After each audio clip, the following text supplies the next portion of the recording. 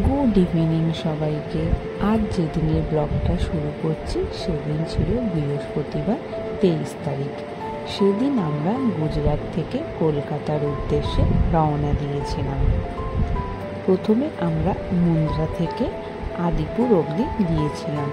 সেখান থেকেই ছিল আমাদের এয়ারপোর্টের বাস।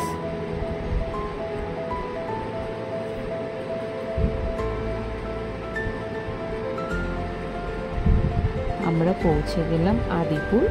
এটাই ছিল আমাদের বাস। বাসটা ছিল আমাদের স্লিপার ক্লাস।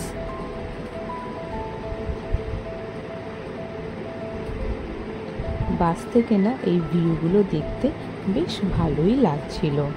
আর আমাদের কোচটা ছিল ঠিক এইরকমই। আমরা ডাবল বেডের কোচ নিয়েছিলাম।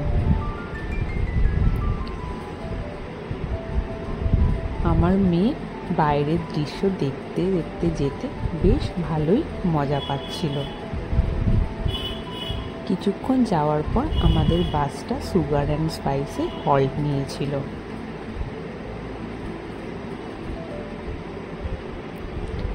এই সুগার অ্যান্ড স্পাইসটা না বেশ অনেকটা বড়। এখানে অনেকটা বড় জায়গা আছে। এখানে বসে রিল্যাক্সে খাবার খাওয়া যাবে। তারপর গৌরব এনেছিল আমাদের জন্য চা। বাসে ওঠার সময় আমরা স্ন্যাক্স নিয়ে নিয়েছিলাম ভেল। অবশেষে 7 ঘন্টা জার্নির পরে আমরা পৌঁছে গেলাম আহমেদাবাদ এয়ারপোর্টে।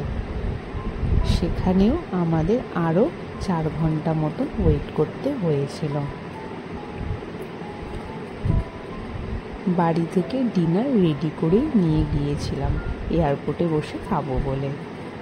তারপর আমরা চেক ইন করে এয়ারপোর্টের ভেতর ঢুকে পড়েছিলাম। সেখানেই ওয়েট করছিলাম ফ্লাইটের জন্য। আমাদের ফ্লাইট ছিল 5টা 20-তে। তারপর আমরা ফ্লাইটে উঠে পড়লাম।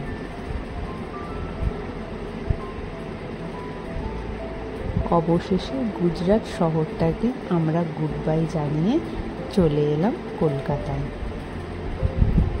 আমার না বেশ ইচ্ছা ছিল ফ্লাইট থেকে সূর্যোদয় দেখব, তো আমার সেই ইচ্ছাটাও পূরণ হলো।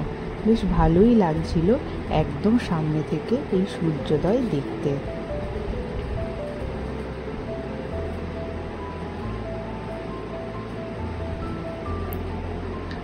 8টা 20-তে আমরা কলকাতায় পৌঁছে গেলাম।